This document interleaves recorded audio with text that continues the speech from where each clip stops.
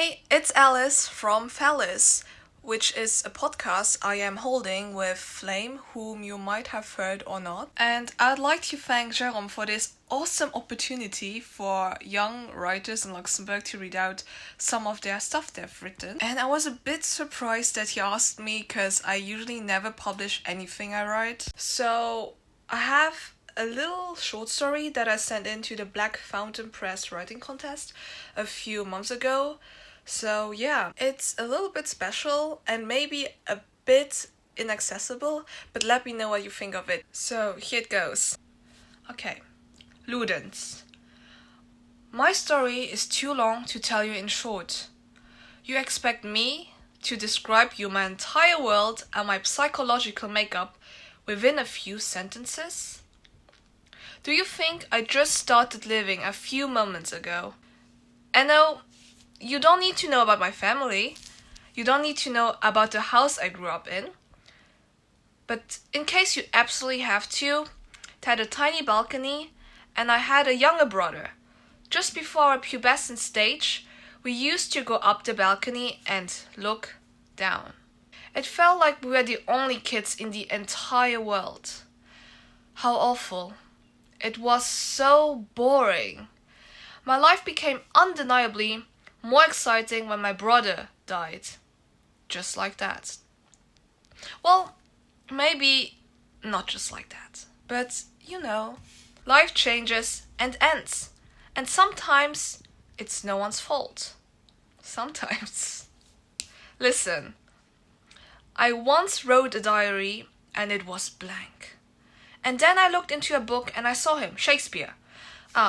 I almost misspelled that and wrote Shakespeare. How come that you meet 10 Smiths in your life and they are all not that special, but the only Shakespeare you meet is a dead famous poet? Don't worry, I'll explain. So, you see how you meet Tim Smith, David Smith, and so on and so forth.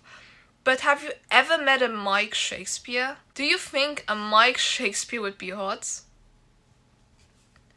Let me tell you. When I met my Romeo, he said, just for one night. And I thought, yeah, one night is enough to fall in love. I mean, it worked out for Shakespeare's characters.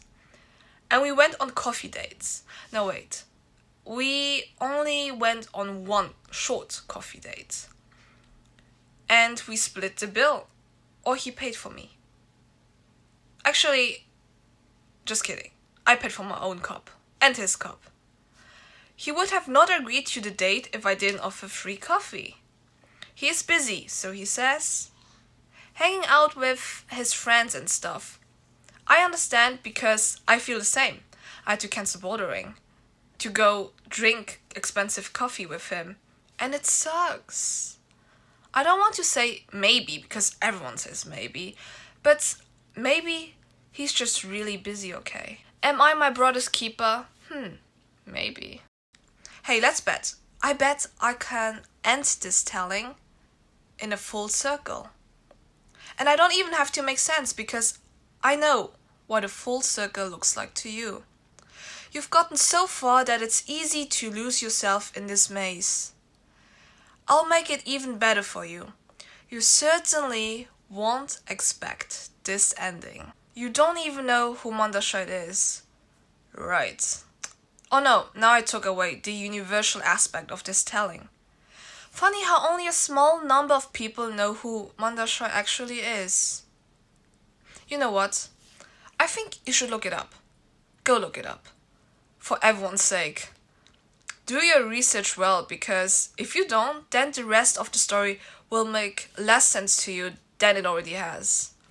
Truly upsetting how you didn't need to Google Shakespeare to get my Romeo reference, but you have to Google this one? Oh, you don't use Google as your default research machine? Okay, my bad. So what have you found? Anyways, yeah, next year I will invite him to dinner instead. It's going to be more expensive. We will adopt a child and name it Mike Shakespeare. And Mike will be better than William. Because Mike doesn't need a pen anymore to be great. The name will be enough. You don't have to understand this. There was no threat to lose in the first place. Gosh, I hate it that people now want to know everything.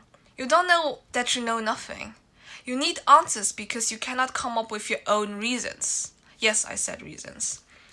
You read stories because you're too lazy to write down your own life. Don't panic because you don't understand any of this. Be happy that you just can't. Listen, I once wrote a diary and it was blank. And then I looked into a book and I decided that I wanted to be just like Shakespeare. But I don't want to be Shakespeare when everyone still remembers him. I want to be just like him when his last fan has fallen. You know what sounds my brother made when he fell on the ground? Shako cluck. So yeah, that was for my short story. Let me know what you think of it. It's a bit confusing, I suppose, because I made it kind of confusing. So I'd be surprised if you can understand it. Some stories are maybe not meant to be understood, you know? Who knows? Anyways, that's all I got. I hope you enjoyed it somehow.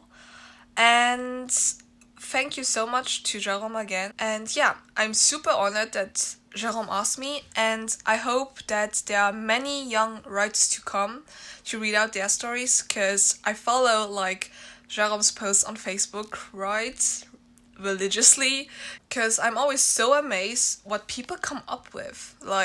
It's always so refreshing to see what your peers read, what they write. So yeah, thank you so much again for listening, for everything, and see you in the future, maybe.